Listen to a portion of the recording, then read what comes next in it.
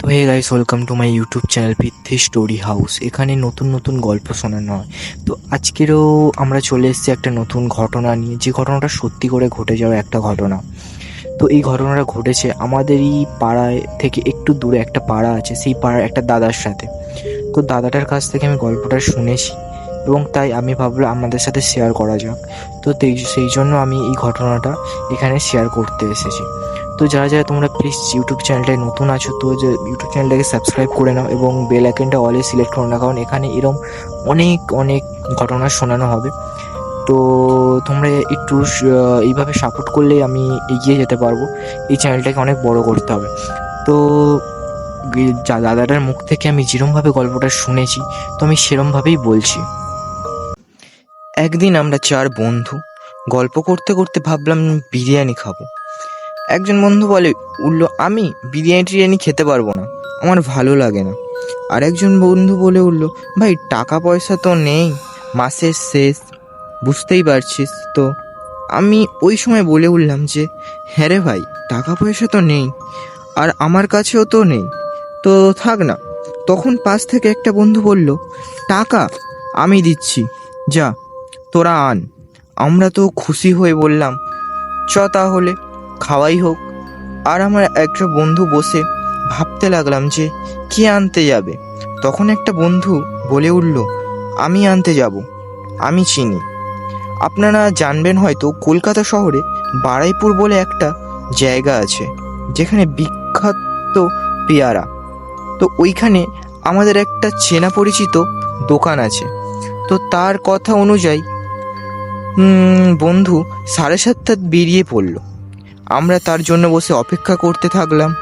সে গিয়েছিল একটা, আমরা অনেকবার বললাম যে আর একজনকে নিয়ে যেতে পারতিস। সে বলল, না না, আমি পারবো আনতে, আমার কোনো অসুবিধা নেই।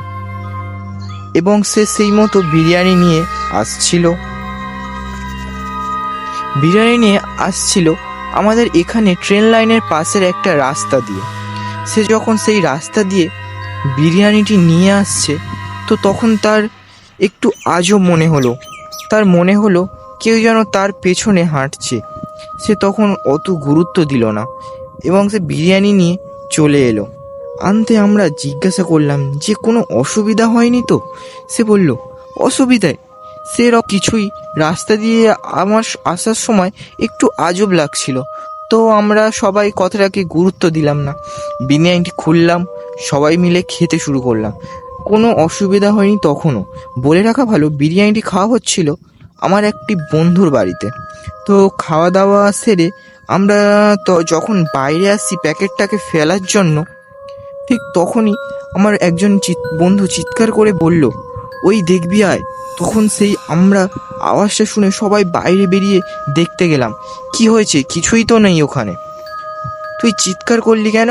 সে বলে উঠল, না, আমার মনে হলো কেউ যেন একজন দাঁড়িয়েছিল, কিন্তু কথাটাকে আমরা গুরুত্ব দিলাম না।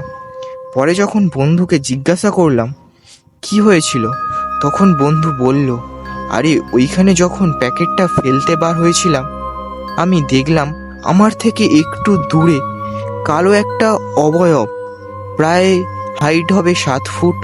তখন আমরা বললাম, কে হতে পারে এত বড়? ঠিক তারপরের কথাটা ভেবে আমার শীত দ্বারা দিয়ে ঠান্ডা স্রোত বয়ে গেল।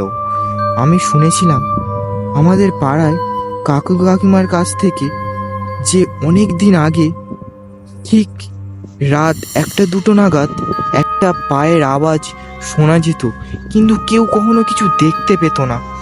অনেক কেউ দেখার চেষ্টা করেছিল, সে রাত 1-2টোর সময় কে যেতে পারে, যদিও বা যায়, কিন্তু তাকে দেখা যায় না কেন। এই কথা আমি বন্ধুদের বলতে তারা ভয় পেয়ে যায়। তাহলে কি ট্রেন লাইনের পাশ থেকে রাস্তা দিয়ে বিরিয়ানিটি আনার সময় খারাপ জিনিস পেছনে এসেছিল? আমরা আজ অবধি সেই ঘটনা ভুলতে পারিনি, আর সেই ঠিক করি রাতে আর কোনো খাবার ওই রাস্তা দিয়ে আনবো না। তো বন্ধুরা, এটা ছিল আমার দাদার থেকে শোনা একটা ঘটনা। তো আজকের ঘটনা এই অবধি। তো তোমরা যদি ঘটনাটা ভালো লেগে থাকে তোমরা প্লিজ ভিডিওটাকে শেয়ার করো এবং লাইক করে দাও। তো তোমরা যদি চাও যে তোমাদের বলা ঘটনা আমি এইখানে বলি, তো ডেসক্রিপশানে তোমরা একটা জিমেল অ্যাড্রেস পাবে। তো সেই অ্যাড্রেসে তোমরা নিজেদের সাথে সত্য ঘটনা লিখে পাঠাতে পারো। তো এই চ্যানেলে আমার গলায় আমি তোমাদের ঘটনা পড়ে শোনাবো।